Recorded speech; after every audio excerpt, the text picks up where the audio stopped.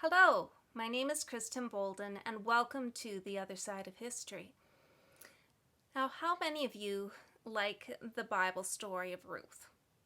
I do. I think it's a fantastic story. We know that Ruth was a Moabitess who lived during the time of the ancient tribal confederacy, and providentially, Ruth was led from her home country, which is Moab, to Bethlehem of Judah. Now, the Moabites, they were a heathen nation. Judges chapter 10, verse 6 says, "And the children of Israel did evil again in the sight of the Lord, and served Balaam and Ashtoreth, and the gods of Syria, and the gods of Zidon, and the gods of Moab, and the gods of the children of Ammon, and the gods of the Philistines, and forsook the Lord, and served not him."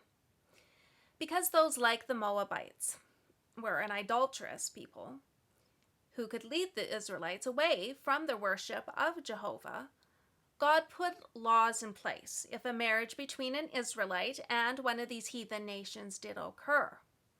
We find that the descendants could not enter the assembly of the Lord until after 10 generations. That's a long time. So that's actually found in Deuteronomy, and that's chapter 23, verse 3. "An Amorite or Moabite shall not enter into the congregation of the Lord. Even to their 10th generation shall they not enter into the congregation of the Lord forever." There would have been actually a stigma attached to those like Ruth, even though she turned from idolatry and she united herself with God's chosen people. Now, in chapter 1 of Ruth and verse 1, we find that Naomi and her husband and 2 sons, they were forced to leave Judah and to go to Moab because there had been a famine there in the land of Judah. Sometime after they had settled there in this foreign land of Moab, Naomi's husband died. It was after the death of the father that Naomi's 2 sons decided to take 2 Moabitish girls to be their wives. Now, there were some similarities between the Moabites and the Hebrews. The language of the Moabites was closely akin to the Hebrew language. In fact, we are told that it is more akin than any other Semitic language. Also, the Moabites had a national god, much as the Israelites had a national god. The Moabite god was called Kamesh. And of course, we know that Israel's God was Jehovah. The ancient civilizations also had their version of the flood story. Now, a famed German researcher by the name of Johannes Rehm did an impressive work on the flood legends. He says, "Among all traditions, there is none so general, so widespread on earth, and so apt to show that what may develop from the same material, according to the varying spiritual character of the people, as the flood traditions." Now, it is possible that Naomi's sons used some of these points of similarity between that of the Israelites and the Moabites to introduce their wives to the true God. We know for sure that Ruth was very impressed with Israel's God, and she embraced him as her own God. There is little doubt that obstacles would have been put in Ruth's pathway. The whole spirit of the pagan Moabitish religion was opposed to the spirituality of the patriarchal religion. Indeed, it intended to make it void and to draw men utterly away from it, even while perhaps pretending to do homage to it in some ways. Now, remember the story of Balaam and how it was the Moabitish women who actually took Israel down. In the pagan religions, the people, they were bound neck and heel to their priests. It was the priests who were considered the only depositors of religious knowledge. Without blind and implicit submission to these pagan priests, it was believed that there could be no salvation for the soul. It is likely that Ruth was bombarded by a concerned family and friends and priests from the Moabitish religion when she embraced this Hebrew religion, and she also married a Hebrew man. So remember the story of Elijah and the priests of Baal? The priests of Baal, they cried aloud and they cut themselves with knives until the blood gushed out upon them. Historians tell us that these gladiator type shows where they would cut themselves, it was for the purpose of the appeasement of the god Saturn. Now, Ruth learned that Jehovah, the true God, only required a broken and a contrite spirit. There was no need for such displays in order to appease Jehovah. Ruth would have learned about the seventh-day Sabbath. Of course, we know that when the days of the week were named, they were named after ancient pagan gods, some of the gods that the Moabites worshipped. So the god Saturn was what Saturday was named after. Sunday was the sun god, Monday was the moon god, Tuesday was the god Tu, Wednesday the god Woden, and Thursday the god Thor, and Friday the god Frigg. The ancient heathen religions also had a separate day that was set aside as their day of worship. It was actually not only the Israelites that had a specific day for worship. Many ancient civilizations had their own day that was their day of worship. The ancient Greeks, they worshipped on Monday. The Persians, they worshipped on Tuesday. The Assyrians, they worshipped on Wednesday. And the Egyptians, they worshipped on Thursday.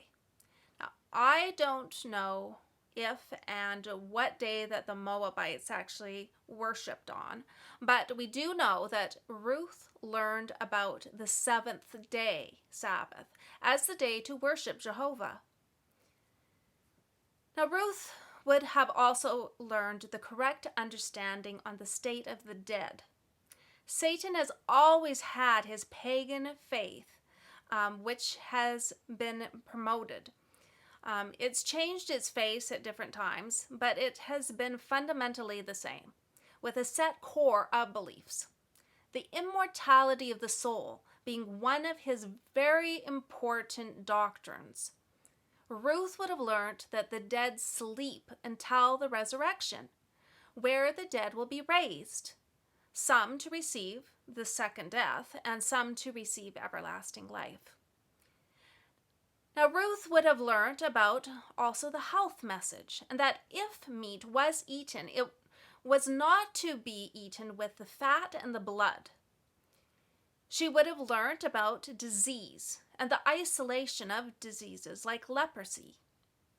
Naomi perhaps also taught her how to use natural things like fig poultices in healing and the use of different kinds of herbs. We know that the mandrake was a popular thing that was used for women in Israel trying to get pregnant. There were laws on cleanliness. It has been said that the performance of circumcision is one of the reasons that there has been a low cancer of the cervix among Jewish women. Now, there were also laws for marriage, which helped to control the number of hereditary diseases. There was also an unfortunately violated law about not multiplying wives or having a plurality of wives. There were even laws on how the Israelites were to farm their land. There was to be a 7th-year rest of the land, and a 10th of their crops was to be given for tithe, and another portion for the poor. Both Ruth and Naomi were widows, and Boaz, he was a shining example of one godly rich man taking care of the poor and the needy. In fact, we know that Ruth's gleaning efforts, they were very well rewarded. Now, God's laws even considered the animals. The oxen were not to be muzzled when treading out the corn. There were rules for making honest business. And during this time, before the kings, there was to be no taxation except to support the temple. So that would be really nice, wouldn't it? To have no taxation. These aspects of the Israelites' faith were attractive to Ruth. And she chose to sacrifice her family and her friends and her old religion to embrace this religion of the Hebrews and to make it her own. The journey back to Bethlehem with Naomi would have not been an easy journey. Travel by sea, we know, was dangerous back then, but travel by land, it was really little better. The roads were poor for the ordinary traveler, and often so faint that it was difficult to even make them out. Or the surface was so uncomfortably bumpy that they would have been very uncomfortable having to walk on these kind of roads. They also would have been in danger of bandits, and remember, they were just two vulnerable women. The part of the story I find quite funny when Boaz was there in his tent, camping out in the night there on the threshing floor to make sure that his harvest was not stolen. And Ruth, she went into his tent, and it seems scared him half to death. We can actually read it in chapter 3, verse 8, and it says, "And it came to pass at midnight that the man was afraid, and turned himself, and behold, a woman lay at his feet." So I am sure it was a pleasant surprise when Boaz found out that it was Ruth and not some kind of a robber there in his tent. Now, Ruth's intention in doing this was not to play some kind of practical joke on him. Her intention was a very serious one. Now, if a person came within one's tent or home, he was absolutely safe under the protection of that home. According to the Hebrew tradition, Ruth was actually proposing to Boaz, asking him if he would make her his wife. She was looking for the safety, protection, love, and care that she knew that she would be able to receive from Boaz as her husband. To me, the story of Ruth and Boaz is really the perfect love story. So many of the other love stories in the Bible, they're tarnished by polygamy or some other wrong. The story of Ruth is a true love story of the love that she had towards Boaz, which was so great that he was willing to also, his love towards her, to step out of the prejudice there that was towards the people of different nations, like the Moabites. And the Hebrews had this kind of a prejudice. He saw a converted and truly beautiful woman, very much in love with him. Now, in E.G. White's book, Patriarchs and Prophets, a fantastic book, she says, "The children of Israel were to occupy all the territory which God appointed them. Those nations that rejected the worship and service of the true God were to be dispossessed. But it was God's purpose that by the revelation of his character through Israel that men should be drawn to him. To all the world the gospel invitation was to be given. Through the teachings of the sacrificial service, Christ was to be uplifted before the nations, and all who would look unto him should live. All who, like Rahab the Canaanite and Ruth the Moabitess, turned from idolatry to the worship of the true God, were to unite themselves with his chosen people." Now, I'm going to do a little bit of speculating and say that I believe that Ruth was perhaps not only beautiful inwardly, but also outwardly. Most of all of the other love stories state the external beauty of the women. And I think back then a lot of the women were beautiful women. But in the story of Ruth, we don't have any statement about whether she was a beautiful woman or not. Now, I think this may be because the story's focus is not to be on the beauty of Ruth's external nature, but of her internal nature, her character. Boaz loved Ruth because she was a beautiful woman on the inside.